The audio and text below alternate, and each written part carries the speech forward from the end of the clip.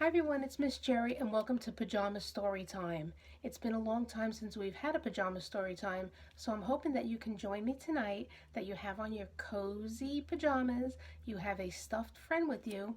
I have a couple of friends here too, and they really want to hear my story. I hope you do too. Tonight's story is No Roses for Harry. So I'm going to read this story to you now. Harry was a white dog with black spots. On his birthday, he got a present from Grandma. It was a woolen sweater with roses on it. Harry didn't like it the moment he saw it. He didn't like the roses.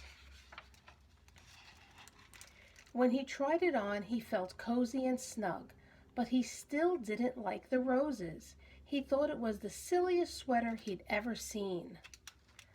The next day, when Harry went downtown with the children, he wore his new sweater. When people saw it, they laughed. When dogs saw it, they barked. Harry made up his mind then and there to lose Grandma's present. When they went into the big store to shop, the children took off his sweater and let him carry it. This was just what Harry wanted. First, he tried to lose it in the pet department. But a man found it and gave it back. Then he tried to lose it in the grocery department. But a lady found it and gave it back. He tried to lose it in the flower department. He snuck it over here with the flowers, you see? But a little boy found it and gave it back. The children didn't let Harry carry it anymore. They made him wear it. As they started home, Harry was beginning to think he'd never lose it. When he got home, his friends were waiting to play with him, but Harry didn't feel like playing, so they left him alone. As he sat wondering what to do, Harry noticed a loose stitch in his sweater. He pulled at the wool, just a little at first, then a bit more, and a little bit more. Harry didn't know it, but a bird was watching. In a minute, Harry had pulled out quite a long piece of wool. The end of it lay on the grass behind him. Suddenly the bird flew down. Quick as a flash, she took the end of the wool in her beak and flew away with it. It all happened before Harry could even blink. The sweater began to disappear right before Harry's eyes. First one leg, then the neck, then the other leg, then the back, and finally, the whole thing was just one long piece of wool flying off into the sky. The sweater was gone. Harry could hardly believe it. He barked and jumped with joy. Then he ran out of the yard. He ran down the street barking thank you to the bird over and over again. The bird and wool were just a tiny speck in the sky, but Harry kept following them.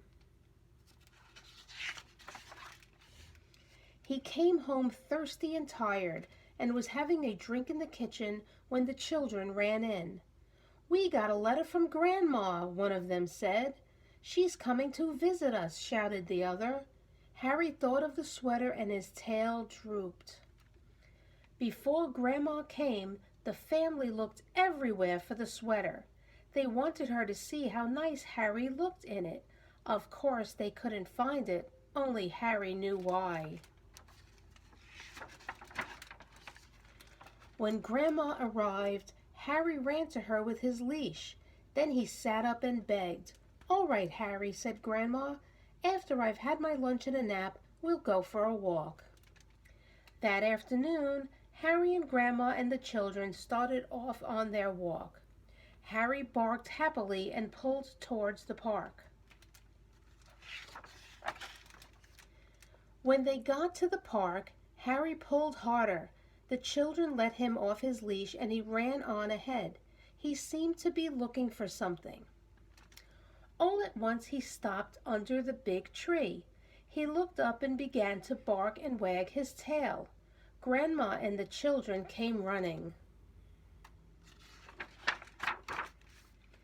They got to the tree and looked up too. Suddenly, one of the children said, "I see a nest." "It's made of wool," said the other, "and it's the very same color as Harry's sweater," they shouted together. "It is Harry's sweater!" exclaimed Grandma. Just then a bird looked out of the nest. "Look, Grandma, look!" shouted the children. "Harry gave his sweater to a bird. I wonder how he did that," said Grandma. The bird sang and Harry wagged his tail even harder. At Christmas, Harry got a present from Grandma. It was a new sweater. Harry liked this one very much. When he tried it on, he felt as cozy and snug as the bird in the nest.